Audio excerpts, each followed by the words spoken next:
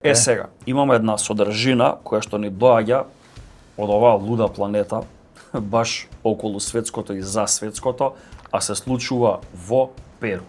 Што е тука интересно? Светското првенство има свои 3 маскоти, животни кои што се карактеристични за Соединените Американски држави, Канада и Мексико. И сега, што се случува во Перу? Да, гледај. Полицајци облечени во маскоти, апсат криминалци и дилери. Замисли некој дилер криминалец мисли се му поминало супер и влегува маскота од светско првенство и го апси.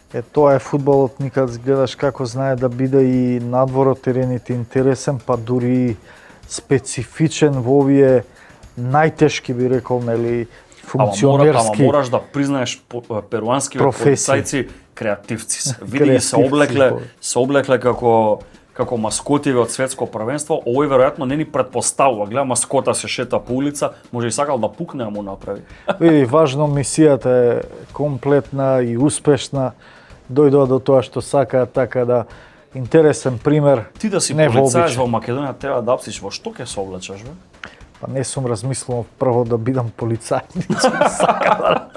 А ако дојдеш до тој стадиум, па сигурно не во маскота. Абе, добро, види. Креативни акции и одговорни акции подразбираат и креативно размислување. Би позајмил еден дрес од тебе и би се пробал така. Ја би рекол браво за перуанската полиција. Еве, ги гледаш. Уште еднаш кратко и